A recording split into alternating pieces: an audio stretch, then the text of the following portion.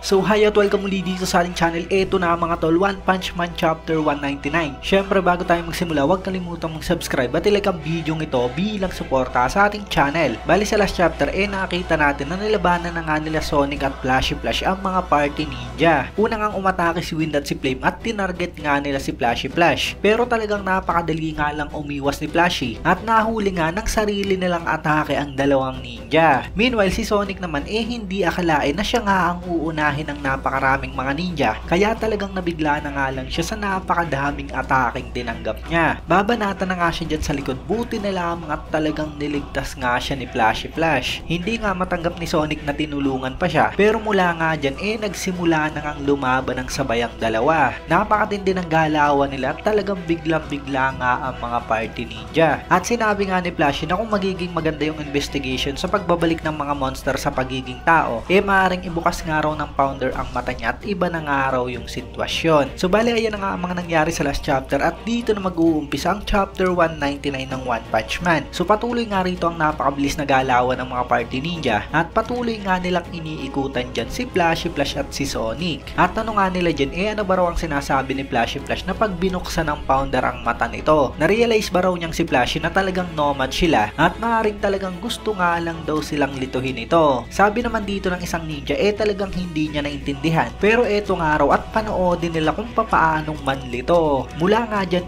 grinab niya nga ang napakaraming bato, ginamit niya ang ataking Stone Debris Release, sabay hagis niya nga dyan pataas ng napakaraming bato kung nasa ng napakaraming mga ninja.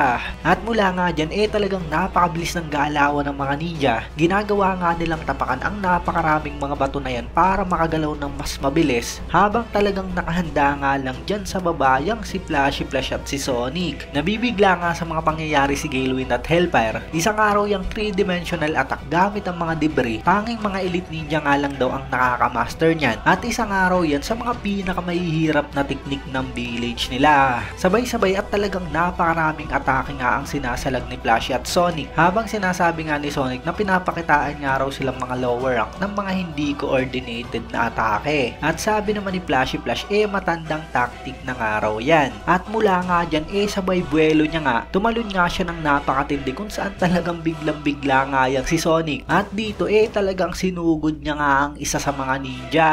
Biglang-bigla nga ang isang ninjang ito at kasunod nga niya ayan na nga, bagang! Ginamit nga ni Flashy Flash ang flash kick. Talagang biglang-bigla nga ang lahat sa mga ginawa niya at sunod-sunod pa nga niyang binanatan ang iba pang mga ninja.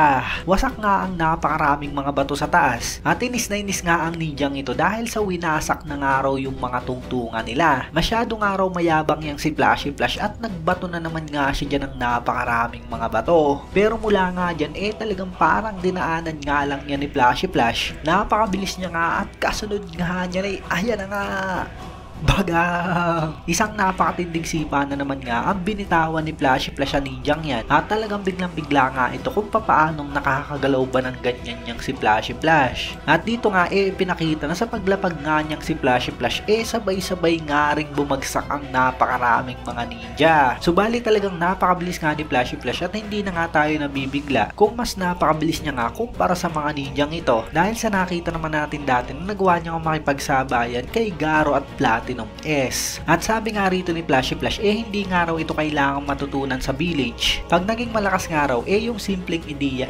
talagang lalabas na naturally. At mula nga dyan talagang biglang-bigla nga itong si Sonic dahil yun nga raw ultimate strength mula sa bilis na kinukonsider niya bilang idle aspect nasa harapan niya. At naisip niya na nga lang dyan na talagang imposible at hindi niya nga raw kikilalanin niyang si Flashy Flash. Habang ang mga ninja naman talagang tumbado at naiisip kung gaano ba katinda ang naging training niyang si Flashy Flash. Sabi naman ni Flashy hindi dahil sa lahat nga raw yun combat experience. Pero ang sasabihin niya nga lang daw talagang hindi ka magiging mas malakas kung patuloy mo nga raw iniisip yung pride mo. At kasabay nga niyan naalala niya yung mga nangyari nung nilabanan niya si Platinum S. So parang ginawa niya ang inspiration yung naging laban na yun para mas lumakas pa siya. Unlike syempre sa mga pagkatalo ni Darkseid kung saan parang mas mas lalo nga siyang nawala ng kumpiyansa. Si Sonic naman dito nagyabang na lang at sinabing tama nga raw yon. Pero napansin nga ni Flashy na lumudugo na nga raw pareho ang ilong niyang si Sonic. At dagdag niya pa nga